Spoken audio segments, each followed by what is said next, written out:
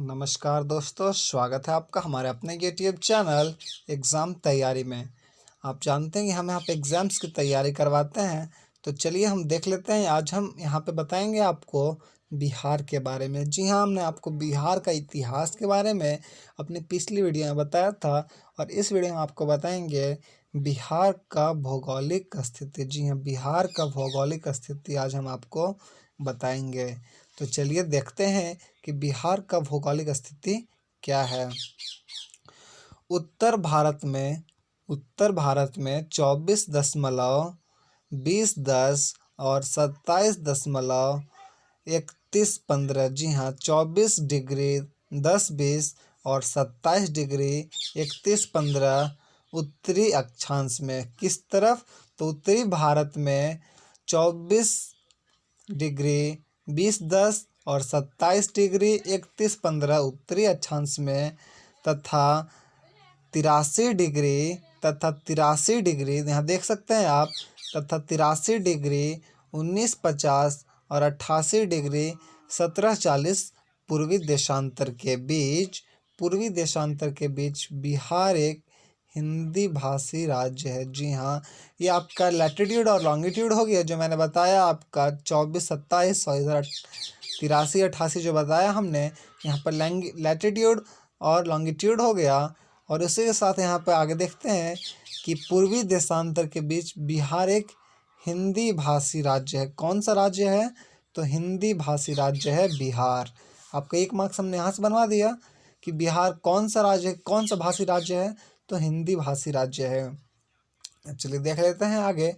राज्य का कुल क्षेत्रफल 94,163 वर्ग किलोमीटर है। जी हाँ, बिहार राज्य का कुल क्षेत्रफल 94,163 वर्ग किलोमीटर है, जिसमें से 92,257.51 वर्ग किलोमीटर ग्रामीण क्षेत्र। जो इतना आपका है 92,257 ये आपका किलोमीटर जितना है अपना ग्रामीण क्षेत्र है, जो कि आपका बिहार में आता है। आगे देखते हैं।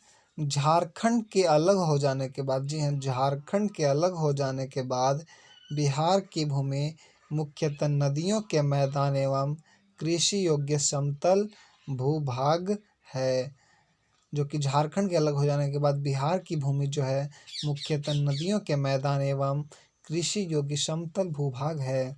अब आगे देखते हैं। गंगा के पूर्वी मैदान में स्थित इस राज्य की औसत ऊंचाई आपका 143 फीट है। कितना है? तो 143 फीट इसकी ऊंचाई है। और आगे देखते हैं।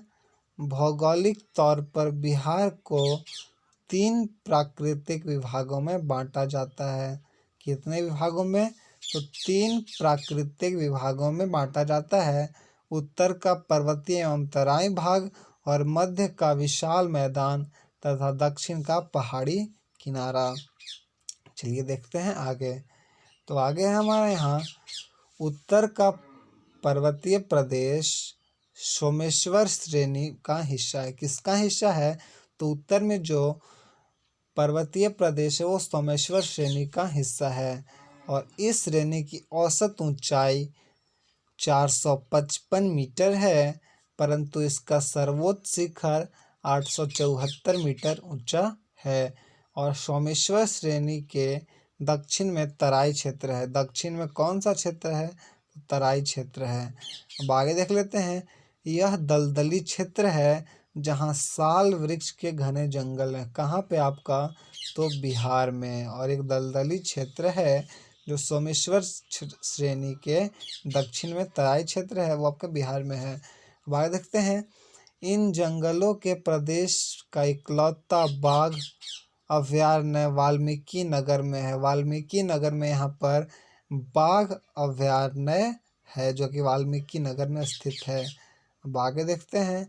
मध्यवर्ती विशाल मैदान बिहार के 95% भाग को समेटे हुए हैं।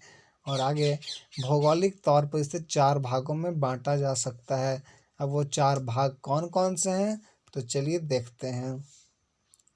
तो यहाँ पहला भाग हो गया आपका जो कि है यहाँ पे तराई क्षेत्र। यह सोमेश्वर श्रेणी के तराई से लगभग 10 किलोमीटर चौड़ा कंकर बालू का निक्षेप है। कंकर बालू का 10 किलोमीटर चौड़ा कंकर बालू का निक्षेप है। इसके दक्षिण में तराई उप क्षेत्र है जो प्रायः दलदली है, जो कि मैंने आपको पहले बताया। अब चलिए आगे देखते हैं भंगार क्षेत्र के बारे में। तो भंगार क्षेत्र यह पुराना जलोढ़ क्षेत्र है। जो भंगार क्षेत्र है ये पुराना जलोढ़ क्षेत्र है। सामान्यतः यह आसपास के क्षेत्रों से 7 से 8 मीटर ऊंचा रहता है। अब आगे देखते हैं खादर क्षेत्र।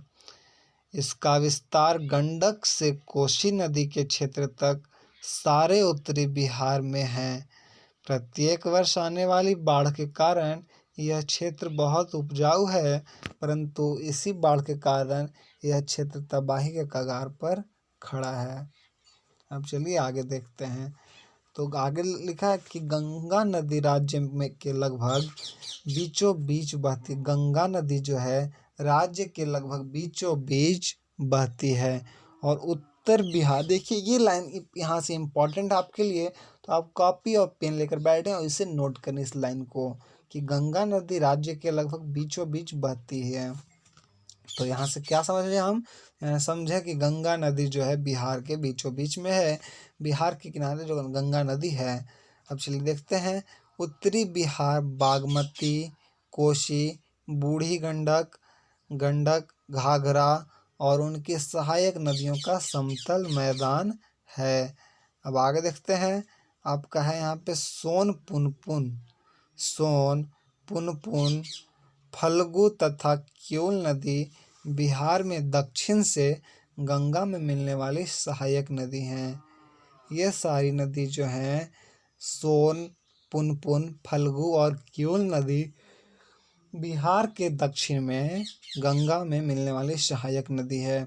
और बिहार के दक्षिण भाग में छोटा नागपुर का पठार है, जो कि मैंने आपको झारखंड के बारे में बताया था, जिसका अधिकांश हिस्सा अब झारखंड है। देखिए यहाँ लिखा हुआ है कि छोटा नागपुर का पठार जिसका अधिकांश हिस्सा अब झारखंड है। तथा उत्तर में हिमालय पर्वत की नेपाल श्रेणी है। और हिमालय से उतरने वाली कई नदियाँ तथा जलधाराएँ बिहार होकर प्रवाहित होती हैं और गंगा में विसर्जित होती हैं।